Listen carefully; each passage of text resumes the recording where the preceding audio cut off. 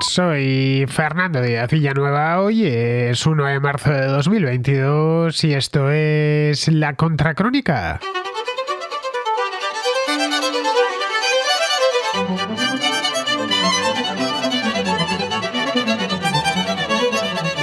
Las sanciones occidentales contra el régimen de Vladimir Putin han sacudido con fuerza al sistema financiero ruso, desencadenando una espiral bajista en su divisa, que no es otra que el rublo. Esto llevó de cabeza ayer al gobernador del Banco de Rusia a subir los tipos de interés, que han pasado del 9,5% al 20% para atraer depósitos en rublos.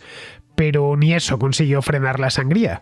El euro, que hace una semana cotizaba 89 rublos, lo hace en estos momentos en torno a los 110.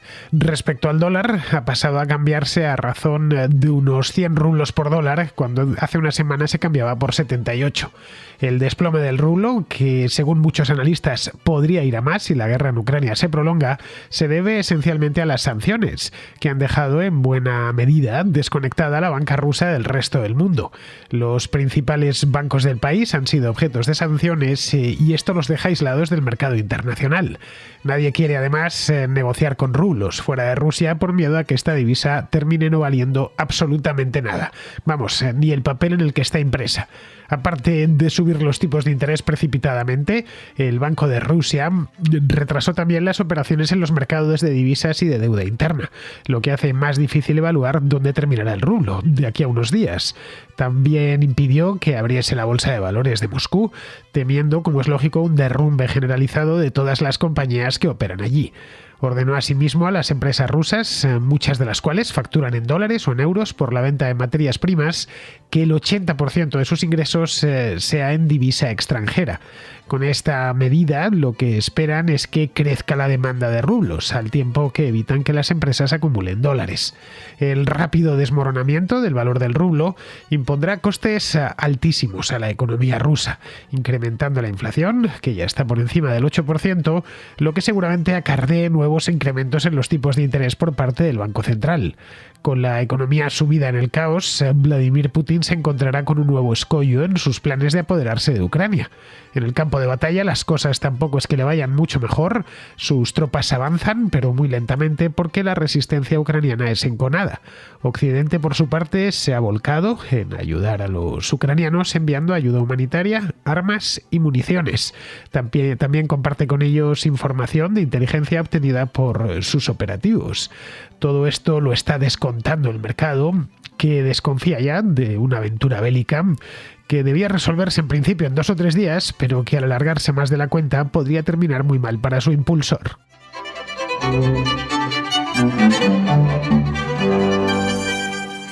Los inversores de todo el mundo han tenido 2 días, los del fin de semana, el sábado y el domingo, para prepararse para un reordenamiento repentino y un tanto inesperado solo unos días antes de la economía y de los mercados financieros rusos. Todo esto como resultado de las sanciones impuestas por Occidente. La Unión Europea, Estados Unidos, el Reino Unido, Canadá, Australia, Japón también han anunciado un conjunto de medidas punitivas de forma coordinada, incluyendo entre ellas la eliminación de algunos bancos rusos del sistema de transferencia SWIFT, del que se hablaba ya desde hace un tiempo. Este sistema es una pieza clave de la infraestructura bancaria que facilita pagos entre todo tipo de empresas y particulares. En mayor o en menor medida, todos en alguna ocasión hemos hecho uso de este sistema, del SWIFT, que por lo demás tiene un montón de años, tiene tantos como casi 50. Empezó a funcionar, tiene su sede en Bélgica y empezó a funcionar a principios de los años 70. Vamos, que es una cosa bastante antigua. Tiene, como ya digo, medio siglo a sus espaldas. Bien, aparte de eso, anunciaron también una batería de sanciones un tanto aterradora. La verdad es que han ido algo más lejos de lo que parecía el primer día, el jueves pasado, contra el Banco Central de Rusia, con el objetivo de neutralizar pues un auténtico dineral. 630.000 millones de dólares en reservas en divisa extranjera que tiene el país y que en buena medida, no todas, pero sí una buena parte, se encuentran en custodia en otros países. Por ejemplo, solo en el Reino Unido se encuentra algo así como el 10% de esos 630.000 millones de dólares, lo cual ya estamos hablando de un auténtico pico, de una cantidad de dinero considerable. Luego tienen reservas distribuidas por distintos países europeos y también en Estados Unidos, en Alemania, en el propio Reino Unido, en Francia y naturalmente, por supuesto, en Estados Unidos. Con esto pretenden minar la capacidad del gobierno ruso para ir apuntalando el rublo, cosa que no ha conseguido, y proteger a su economía de las perturbaciones provocadas por la invasión de Ucrania, que son muchísimas perturbaciones económicas. Estoy hablando de otro tipo, de tipo humano, pues también especialmente a raíz del ataque que han realizado con artillería sobre la ciudad de Kharkov. Pues de ese ya hablaremos en otra ocasión, porque nos vamos a centrar sobre la economía. Pero vamos, las perturbaciones las pudimos ver desde ayer a primera hora. La primera consecuencia es que el intercambio de rublos ha quedado prácticamente suspendido. Ayer nadie quería ni comprar ni vender rublos, y a lo largo del día de hoy algo me dice que tampoco va a ser un atractivo de los mercados. Es una moneda maldita. Los compradores ni estaban ayer, ni estarán hoy, ni estarán mañana dispuestos a correr el riesgo de mantener en sus carteras moneda rusa. Pues no por nada, sino por miedo a que el Banco de Rusia no pueda usar sus reservas para respaldar el rublo en el mercado de divisas debido a las sanciones. Vamos, una pescadilla que se muerde la cola y que aleja automáticamente a todos los inversores de ahí. En definitiva, que las sanciones, al menos en el aspecto monetario, sí que están funcionando tal y como pudimos ver ayer. No es la primera vez que se les sanciona, y ya tuvo caídas muy potentes el rublo en el pasado, pero nunca tan grandes como la de ayer por la mañana. Han desatado, de hecho, el caos, y su efecto es visible a poco que miremos el gráfico de cotización. Un euro se cambia hoy a más o menos, o se llegó a cambiar, por lo menos ayer, no sé cómo habrá abierto hoy, pero ayer se llegó a cambiar por encima de los 110 euros. Hace una semana, es decir, el martes de la semana pasada, un par de días antes de que empezase la invasión, se cambiaba a 89 euros los 89 rublos el euro, estoy hablando. Eso es casi un 25% más en apenas nada, en una cuestión de 7 días. Hace un mes se cambiaba a 87 euros, es decir, que la gran caída ha tenido lugar en los últimos 4 días. Hace 15 años, antes de que Putin se metiese en Georgia, estaba el rublo cotizaba a 35 rublos por euro. Vamos, que una diferencia sustancial, como podemos ver. De hecho, podemos extraer una lección aquí, y es que cada vez que el ejército ruso invade un país, el rublo automáticamente se desploma. Lo hizo en el año 2008, lo volvió a hacer con la invasión de Georgia y bueno, la creación de esas dos repúblicas, la de Osetia del Sur y la de Abjasia. Lo volvió a hacer en el año 2014 con motivo de la anexión de Crimea y del comienzo de la guerra en el Donbass. Lo volvió a hacer en el año 2015 cuando se metió en Siria, y lo ha vuelto a hacer ahora con la invasión de Ucrania. Ya está tocando suelo el rublo en estos momentos. Bueno, quién sabe si puede seguir todavía más hacia abajo. Si la cosa se prolonga en Ucrania, seguramente el rublo termine por no valer nada, entre otras cosas porque nadie va a querer comerciar con él, porque a Putin no va a tener la manera de apuntalarlo, y porque la cosa indica que esto va para más largo de lo que pensábamos.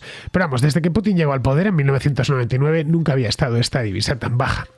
Eso los rusos, que son la primera víctima de la devaluación, no lo olvidemos, porque a fin de cuentas son sus principales usuarios, de la misma manera que los europeos somos los principales usuarios del euro y los estadounidenses los principales usuarios del dólar, aunque eso sí, el euro y el dólar se usan en otras partes del mundo. Bien, pues esto los rusos lo saben mejor que nadie. Durante este pasado fin de semana se han ido formando largas colas en los cajeros automáticos, han llegado algunas fotografías y vídeos que se veía el domingo por la tarde, un montón de gente haciendo cola en Moscú, en San Petersburgo, en ciudades rusas, para sacar dinero. La gente se quería abastecer de efectivo por si, llegado el lunes o el martes, empezaba a escasear y necesitaban ese efectivo para hacer sus compras. Si esto continúa así, asistirá Putin desde el Kremlin, pues podría llegar a haber hasta una corrida bancaria un tanto imprevista en un país que, por cierto, sabe bastante de eso. Desde la caída de la Unión Soviética hace ya 30 años, los bancos rusos han encadenado la crisis tras crisis, provocando costosas recapitalizaciones a cuenta del Estado. La última gorda fue en el año 1998, que dejó al país completamente baldado. Bien, parece que nos encontramos ahora ante un escenario similar, bueno, de hecho peor que en 1998, porque en aquel entonces todavía vivía y gobernaba Boris Yeltsin, no estaba Rusia metida en una guerra como en la que se ha metido Vladimir Putin. Pero vamos, que podíamos encontrarnos como mínimo ante una como la que hubo en aquel entonces. Ayer a primera hora, el Banco Central Europeo informó que una subsidiaria de Sberbank es el banco más grande de Rusia y ha sido objetivo de sanciones, tanto europeas como estadounidenses. Pues anunció el BCE que este banco estaba ya en quiebra o se encontraba cercano a la bancarrota. El BCE no lo sabe a ciencia cierta, porque obviamente no tiene acceso a los números, a las cifras del Sberbank en Rusia, pero sí lo intuye porque sabe que la filial europea del Sberbank, que se llama Sberbank Europe AG, que tiene sede en Viena y luego tiene además filiales en Croacia y en Eslovenia, sufre al parecer un deterioro de liquidez bastante grave, conforme sus clientes pues van retirando sus depósitos. Bien, Rusia es la undécima economía del mundo hoy por hoy, al ritmo que va de destrucción de riqueza, pues descenderá unos cuantos puestos este año. Es, de hecho, bastante pequeña si lo comparamos con el tamaño del país. La economía rusa es algo ligeramente superior de tamaño a la española, hoy por hoy, y es inferior a la de Italia, por ejemplo. Su peso económico, en definitiva, es minúsculo si lo comparamos con Estados Unidos o con China, con las genuinas grandes potencias a escala mundial. Pero es que también es minúsculo si lo comparamos con economías europeas como la alemana. Ahí lo dejo, simplemente. Aún así, a pesar de que está pues en el 10º puesto en términos de PIB, o en el caso de que se produzca un desmoronamiento completo de su economía, seguramente afectaría a todo el mundo, claro está, y a los propios mercados financieros que están muy interconectados. Da igual en esto consistía la globalización, ¿no? El país además es uno de los mayores proveedores mundiales de algunas materias primas importantes, como pueden ser el gas natural, el petróleo también, los metales industriales. El otro día lo comentaba en la contra en directo, ¿no? La cantidad de paladio que produce Rusia. El paladio se utiliza, no es algo que solamos tener en casa, encima de la mesa, pero se utiliza muchísimo en algunas industrias como la del automóvil. Bien, pues algunos temen que Rusia pueda, después de esto, tomar represalias contra las sanciones, interrumpiendo parte o el total de la exportación de estas materias primas. Una suerte de botón rojo nuclear de tipo económico que se dejaría sentir en todo el mundo y además se dejaría sentir en el acto, especialmente en Europa, que depende, como ya hemos hablado aquí en varias ocasiones, en gran medida del gas y de los minerales rusos.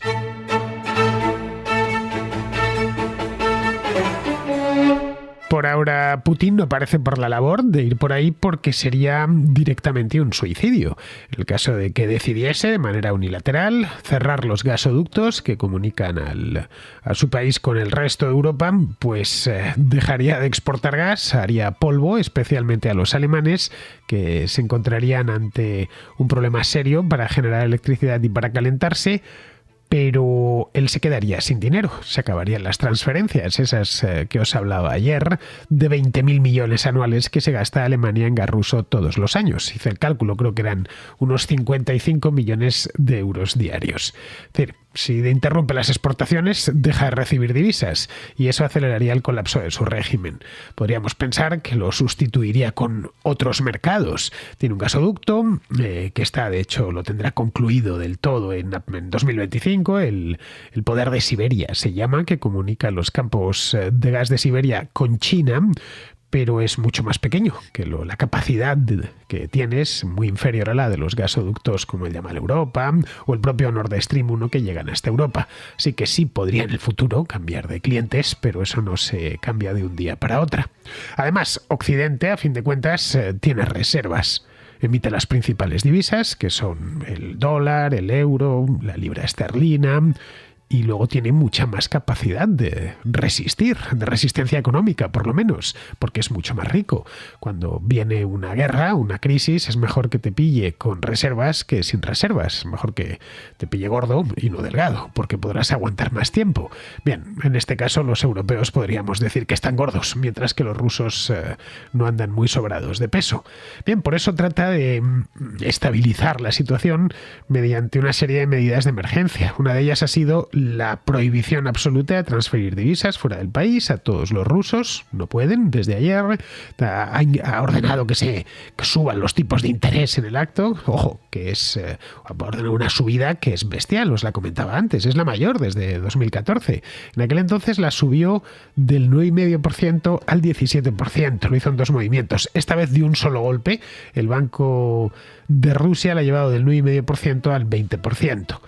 El problema con Rusia es que, vale, es cierto, está mal, se ha metido en una guerra en la que el Estado ruso es el principal culpable, por no decir el único, porque es el agresor, pero es que no estaba en muy buen estado económico. Los apuros económicos de Rusia vienen de antes de que Putin decidiese invadir Ucrania el jueves pasado. El Banco Central de Rusia tenía ya dificultades para controlar la inflación. Por ejemplo, en enero la tasa de inflación se situó en el 8,7%, que es más del doble del objetivo del Banco Central, a pesar de una serie de subidas de tipos a partir de... empezaron en marzo del año pasado.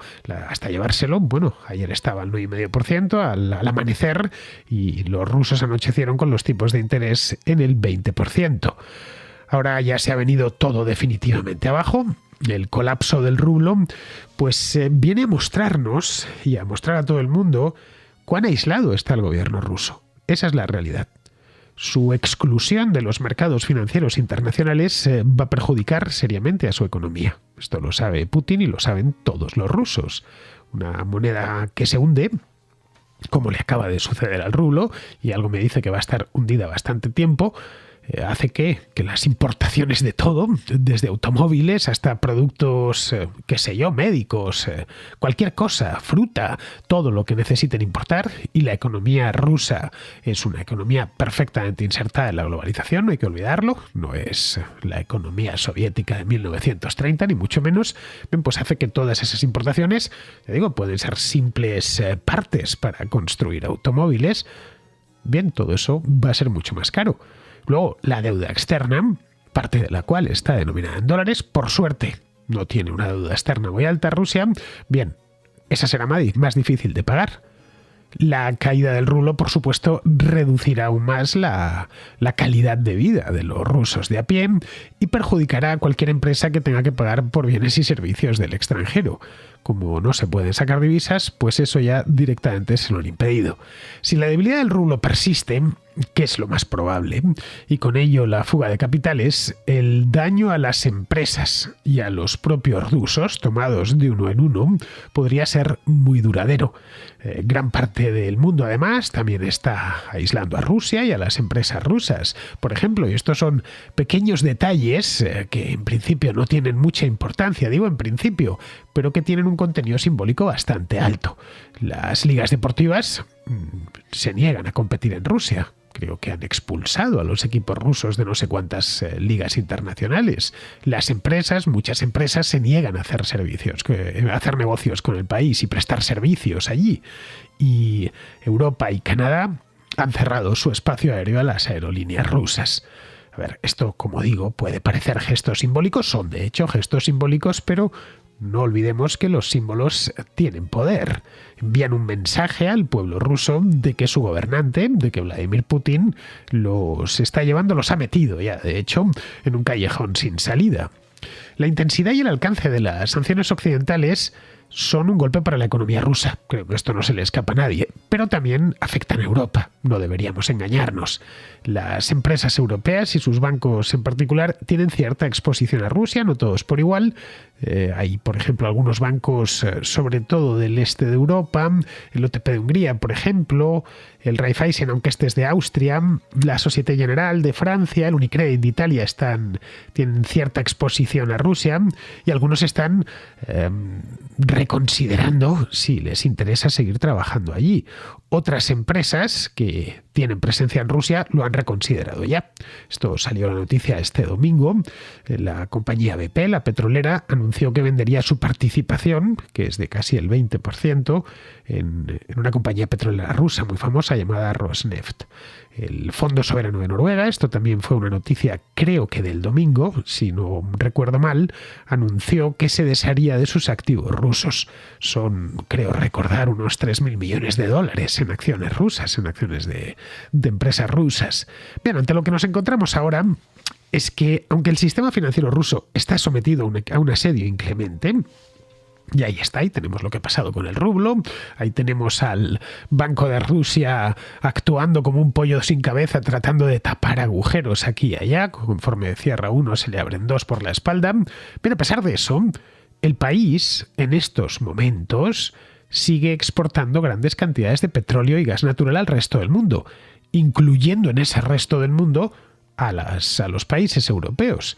Eso proporciona al régimen dinero en efectivo, muy necesario ahora, y le proporciona un colchón financiero tremendamente útil en tiempos de guerra. En el centro de esta exportación se encuentran dos empresas gigantes, no encuentro otra palabra, aunque solo sea por el número de empleados y el valor de sus activos, que cotizan, por cierto, en la Bolsa de Londres. Por un lado está Gazprom. Los dos gigantes son energéticos, no hace falta que lo diga. Por un lado está Gazprom, del que ya hemos hablado aquí en la Contracrónica en más de una ocasión, y por otro gigante, en este caso petrolero, que es Rosneft, que por cierto, hace no mucho tiempo decía que también se quería meter a hacerle la competencia a Gazprom en el negocio del gas. Están ambos controlados por el Estado, una parte está en bolsa, pero el Estado conserva la acción de oro, es decir, algo más de la mitad de la propiedad de la compañía. Y estas dos empresas financian en buena medida el Estado ruso.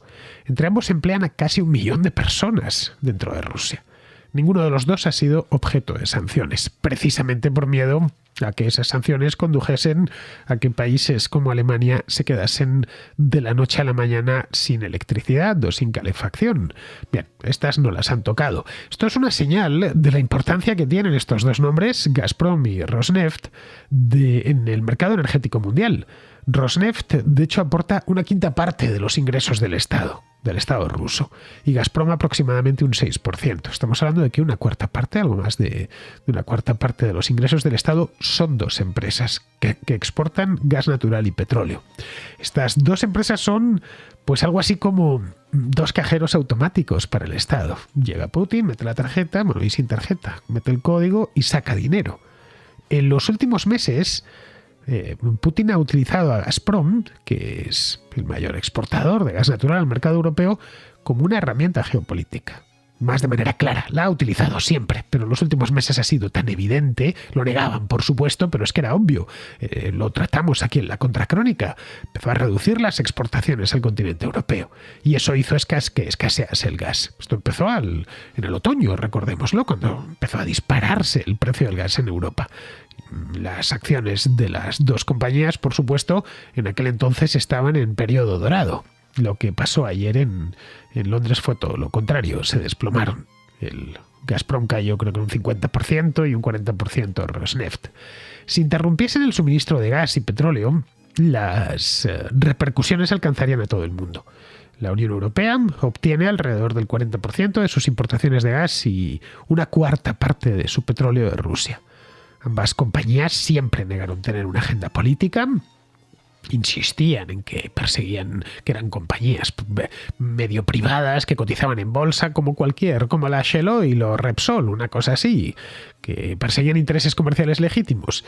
Pero la realidad es que las dos son un instrumento de política exterior para el gobierno ruso.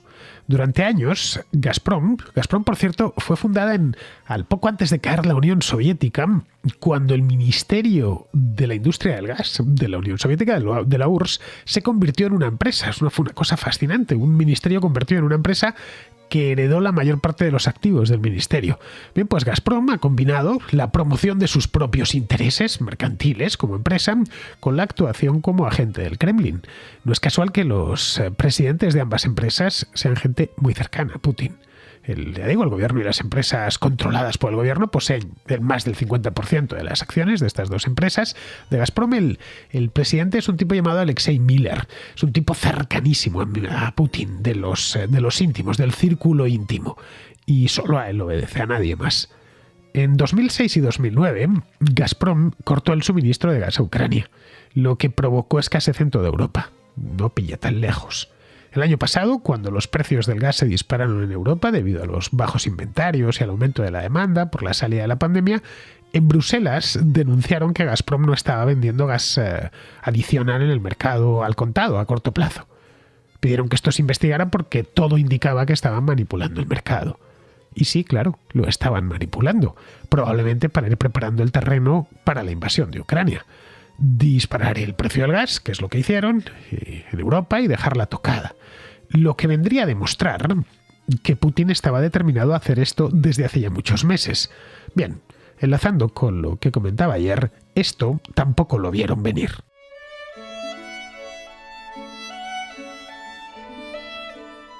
Vamos con la contrarréplica. Empezamos con Joaquín, que nos trae un tema muy interesante sobre Ucrania en el que pocos han reparado. Hola, Fernando. Enhorabuena por el programa y enhorabuena por los programas que estás haciendo sobre el tema ucraniano.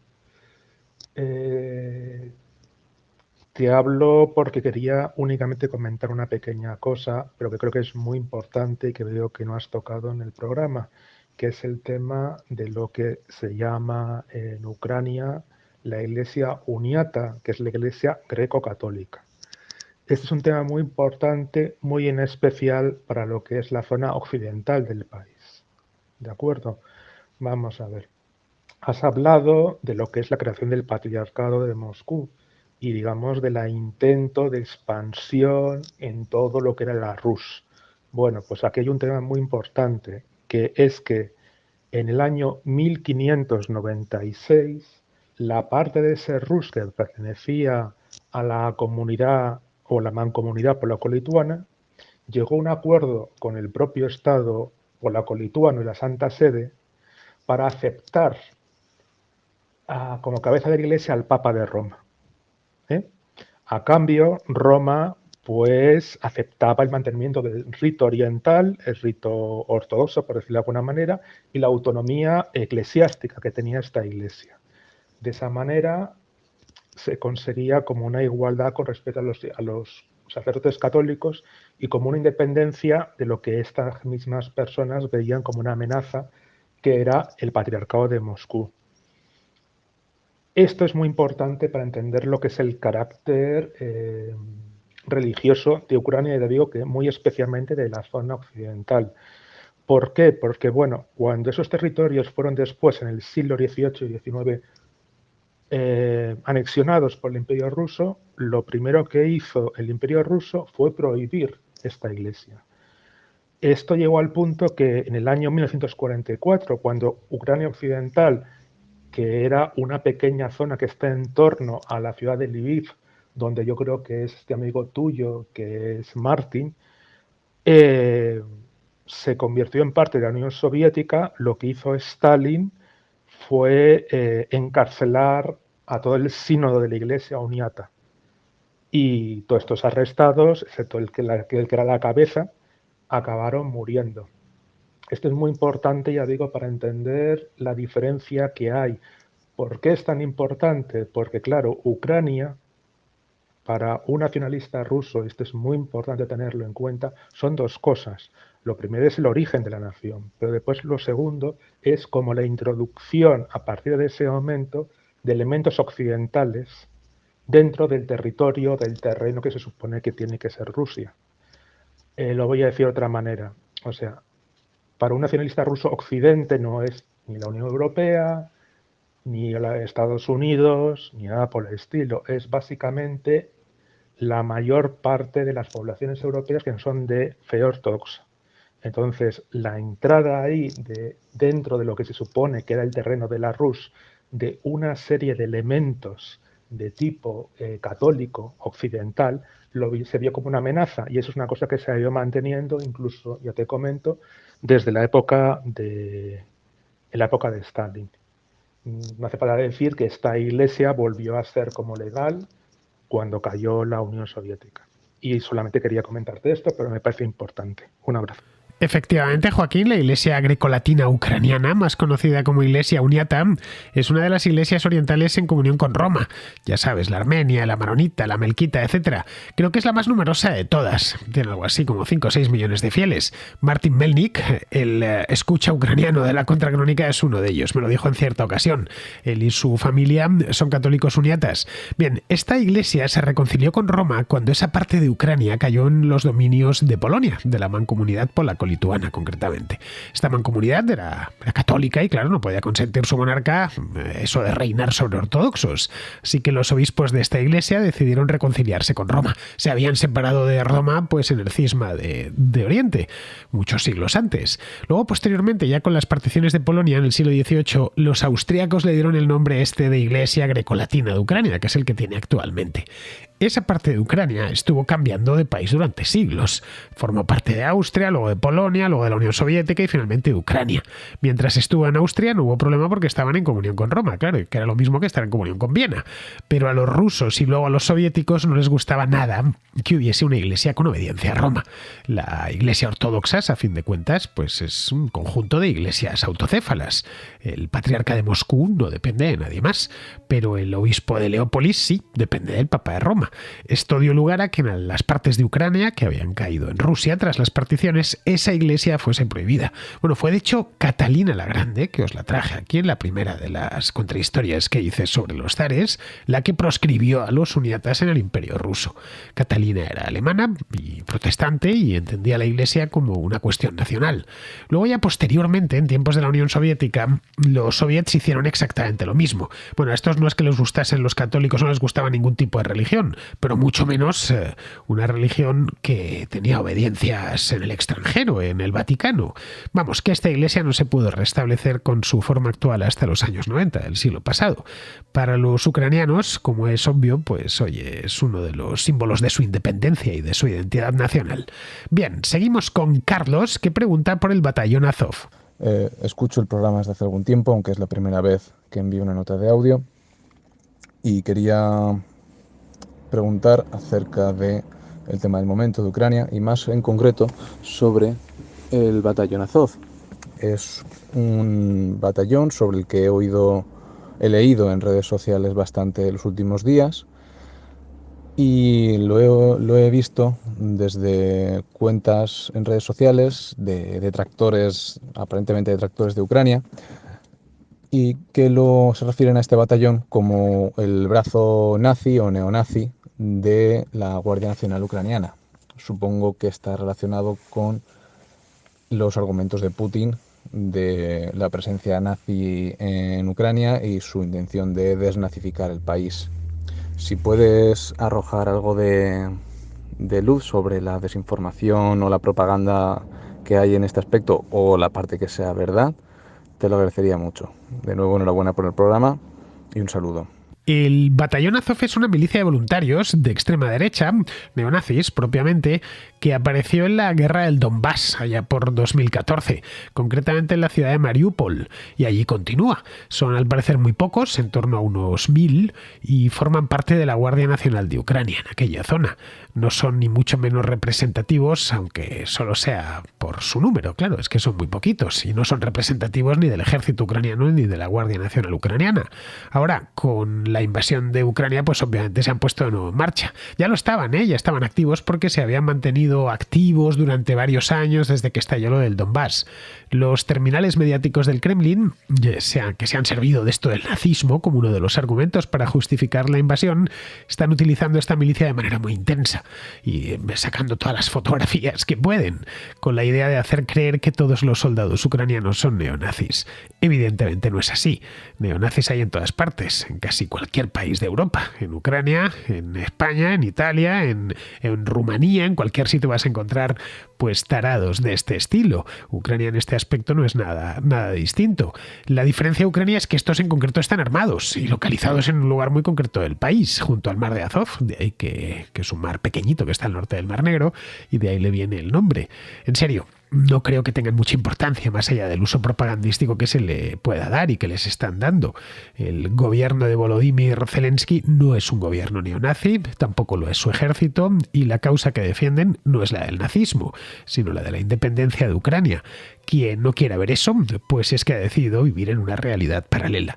Bien, vamos ahora con Jaume, que apunta a quienes han decidido declarar su equidistancia en este conflicto. Hola Fernando, primero que nada gracias por el programa, gracias por toda la información que estás dedicando para que podamos entender mejor el conflicto en Ucrania, porque la verdad es que se agradece para poder entender mejor el todo.